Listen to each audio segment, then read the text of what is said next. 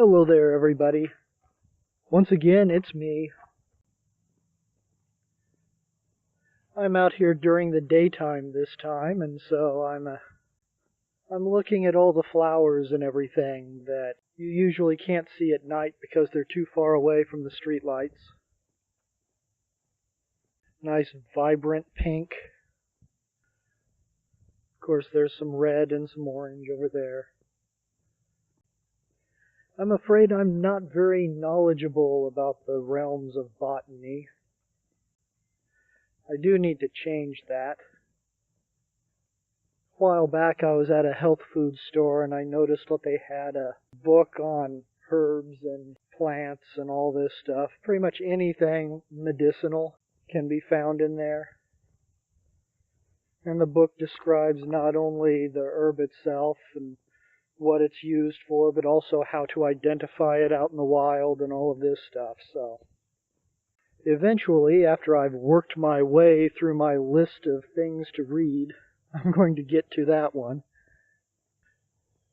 And I just walked by what is normally a pool of water. Summer has recently ended, and so it's pretty well dry, just a couple of mud puddles in the bottom. There was recently a large corporation in the area that left town. You know, this is a small community, only about 10,000 people. But there used to be a major distribution center to a pretty large company here. And when I say large, I mean pretty much whoever you are anywhere in the world. If you live in a first world country, you've probably given money to this company, so it's pretty large. But they recently left town, left a lot of people without jobs. The reason why they left town is because the state government gave the company a tax break if they would come into town and employ X number of people. Actually, I don't think the term employ is correct. Hire. That was the correct term. They had to come in town and hire X number of people in order to get this tax credit that the state government promised them. So they came in and they hired the number of people that they had agreed to bring in, but not in a way that actually benefited the state. What they did was this company came to town and then they, instead of hiring the people that they were supposed to hire and keeping them employed, what they would do is they would hire a bunch of people to do the work them to the bone, and then fire them for whatever reason and hire more people, so that technically they could say that they hired the correct number of people that they agreed to. It was actually a hire and fire rotation that they were on. Walking by the house of a good friend right now. But anyway, this company came to town and fulfilled their agreement with the state government on a technicality in order to get the tax break that they were promised. And as soon as they felt like they had gotten what they wanted out of that investment, they went and left town. And the result is that there are now a bunch of people here without any jobs. And ever since then, you've seen a lot of houses in the area for sale. Because without the hub from this company being here, the economy just isn't really good enough for people to live here. It's not even a matter of wanting to live here. You know, even if you want to live here, if you can't afford to do it, you're not going to be able to. I'm walking by a for sale by owner sign right now. It's very sad. It's also very typical. It's a prime example of this particular person who owns the company. I'm not going to name the company. I'm not going to name the person. But if you pay attention to news at all, then you're familiar with the person who owns this company. And he's heralded as being this great person by the media and everything. But when you look and see firsthand what his selfish decision-making process has produced, you really see this guy in a very different light. And I don't hate the man. Don't like him either, but I don't hate him. I can't really even say that I blame him. He is simply a selfish, greedy corporate owner, and that's what selfish, greedy corporate owners do. They make decisions that benefit them, and who cares what it does to anybody else? It's just the nature of the beast. Hello, how are you guys today? Yeah, well, you are kind of driving right into it, aren't you? Yeah. Well, I wish you the best. A couple of people driving a golf cart down the street. The direction they're heading happens to be directly into the sun, so... But yeah, they appear to be one of the people who were not affected by this corporation leaving the town. But as I was saying, I don't hate this guy. I don't blame this guy. It's simply who and what he is. He owns a large corporation. He came to town because the government offered to pay him money to do it. He fulfilled his obligations on a technicality, left town as quickly as he came, and left a bunch of jobless people in his wake. It's just who he is and what he does. And it's largely our fault that we live in a world that rewards people for doing that, because we're the ones rewarding them. Hey, how you doing? Everyone always wants to blame somebody else. Blame the corporate CEO.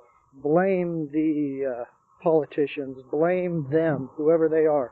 Blame the liberals. Blame the conservatives. Blame, blame, blame.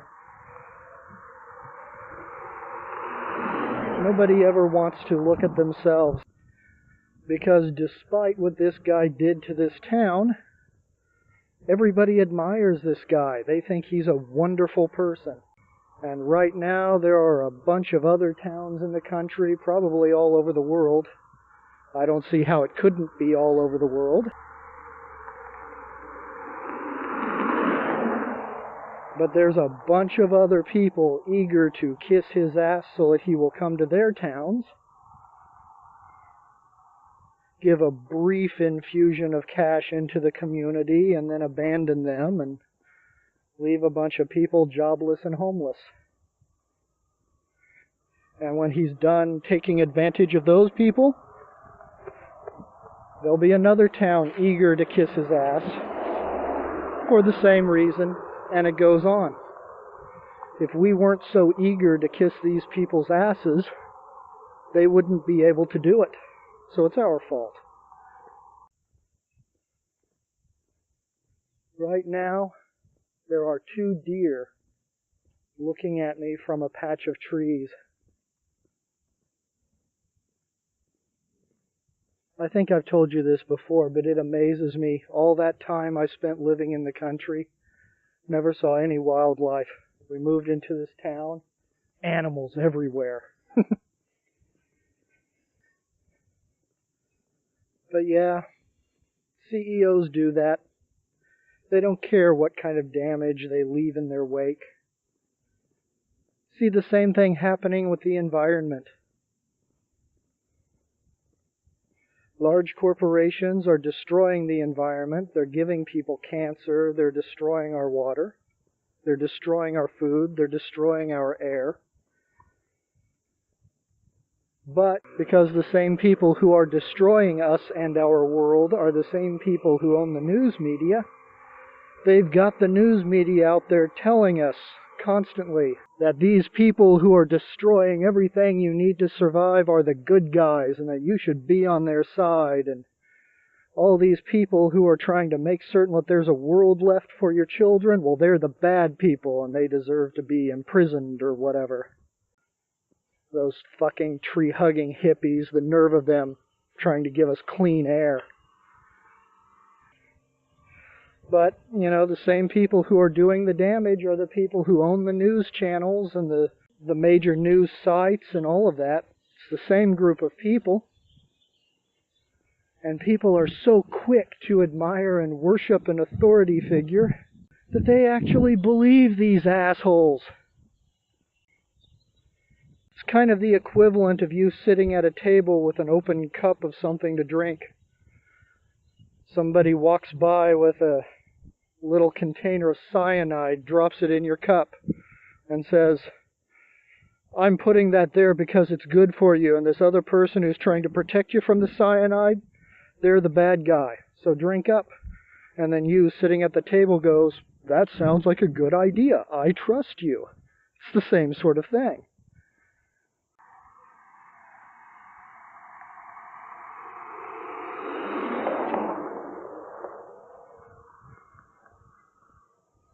I suppose the little story that I told with the open cup and the cyanide capsule, if you want to make it a little bit more current day events, well, I guess you can replace the cyanide pill for a date rape drug, and it would have the same meaning. You know, a guy walks up to you, drops a date rape drug into your cup, tells you that it's good for you, and that the person who's trying to protect you from him is the bad guy, and so you think that's a good idea, and you drink it. That's what we've got going on with the environment right now. It's the very people who are destroying the environment who are telling us that they're the good guys and that it's okay to do this because it's good for the economy. That's the argument you always hear. It's good for the economy. I'm going to turn your drinking supply into a cesspool because it's good for the economy. And you're a bad American if you disagree with me. They always tag that on too. You're only a good American if you're supporting the fall of your country.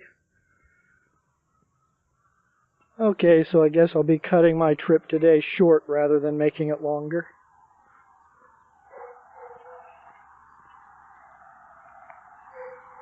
Sometimes your body just says, nope, not going to do it today.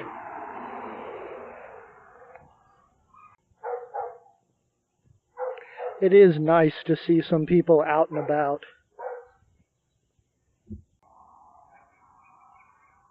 And now I'm the one traveling face first into the sun. Now, heading towards the sunset. Sun's still high enough up in the sky that it's bright, though.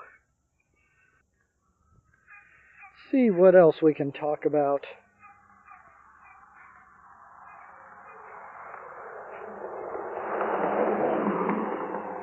I don't particularly like it whenever I listen to someone's videos or podcasts or whatever, and they're basically saying the same thing over and over. And I've noticed that here the last few days I've been guilty of that myself. It's very difficult not to do.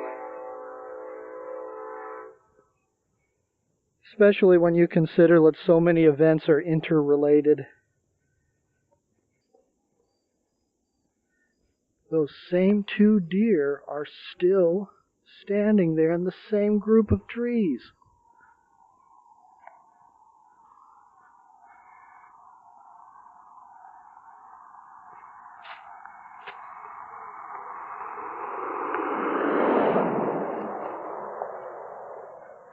And that vehicle that just drove by scared them off.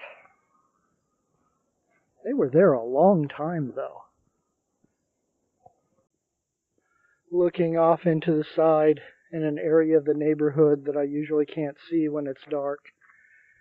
And there's a nice camper sitting there. I'm thinking that the idea of living out of a camper for a while sounds good to me. Doesn't even need to be one of these nice big new ones either. Just find a used one somewhere that's several years old, something that you can buy outright.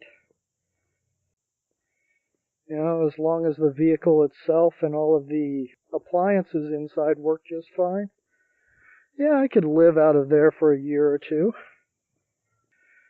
Drive all over the Americas in that. Maybe even buy some solar-powered kits and attach them to the roof and wire them into the system on the camper. And I wonder if they'd let you take that to Burning Man Festival. Burning Man is a festival I'd like to go check out. Never been there. Should be fun. I'm not certain what their rules are on campers, though.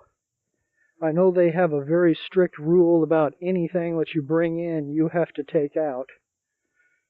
And that would include any oil stains that would be dropping from beneath your camper, so you might have to drive out there and put a plastic liner or something on the floor or on the ground that you would then drive and park on top of.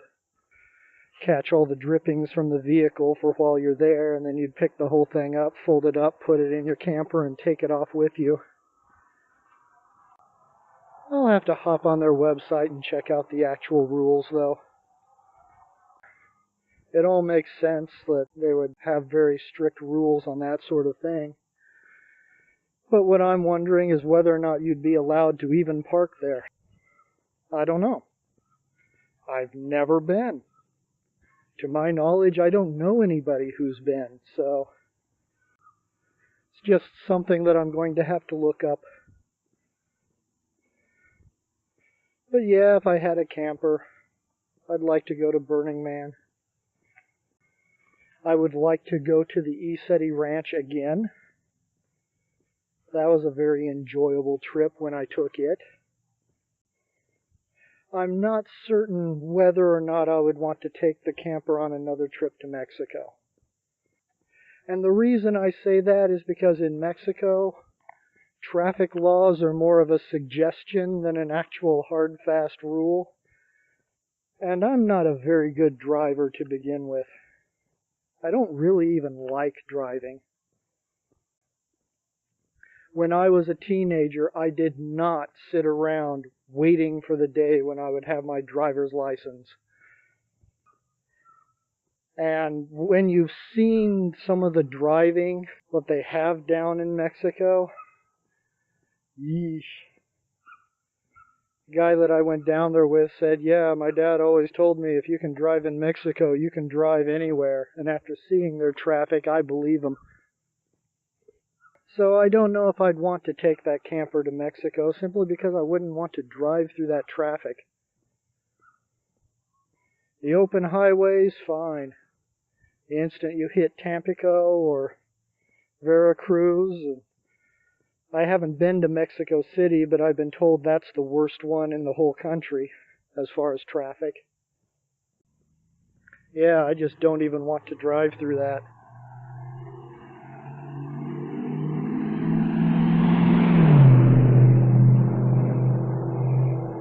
But yeah, if I could live out of a camper and at least drive around the US and Canada.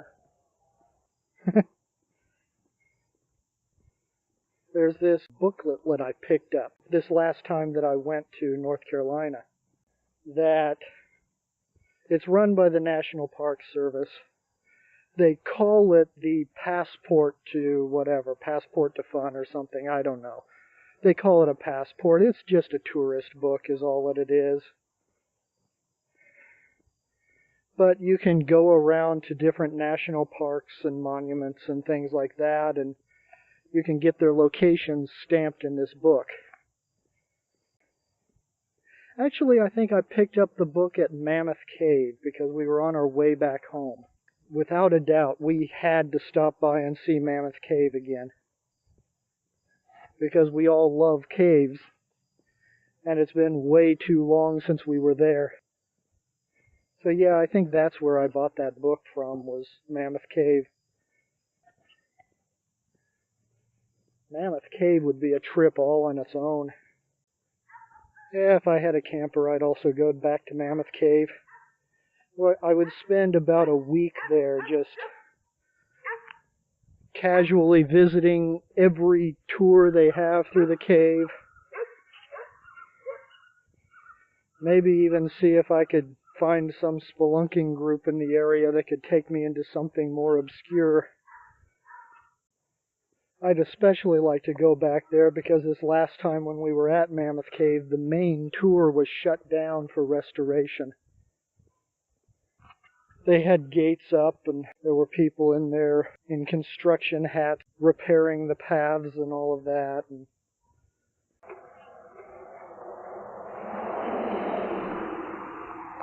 But yeah, the idea of living out of a camper for a year or two sounds very appealing to me. Of course, perhaps even more appealing than that, I'd like to backpack across Europe. That one will take a little bit more money, though. I'll have to save up for that one. Well, we're only a couple of blocks away from the house now. We'll see if I come up with anything else I want to talk about. I do hope that my mindless rambling is somehow benefiting somebody out there. If nothing else, I know that I like to just put on a long audio file and listen to someone talk while I'm doing something else. So, maybe if nothing else, you're just enjoying the sound of my voice. I don't know why. I think I've got a terrible voice, but you might like it. I think I'm going to time this pretty well. My house is in sight, and my biology is ramping up as far as its demands go.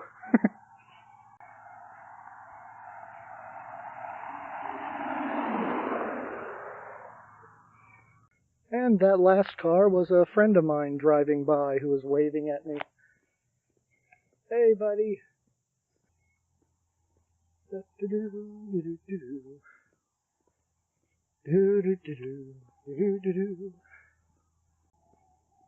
I've been finding myself humming a lot more recently. I used to never hum at all. Then I started humming mindlessly whenever I was checking out a woman that I really liked the looks of. I don't know if anyone besides me ever caught on to that. But I noticed that there for a long while, I'd be checking someone out and I'd just be humming away, and and that was pretty much the only time that was happening. Well, here I am at the house. You guys have a very good day. I love you all.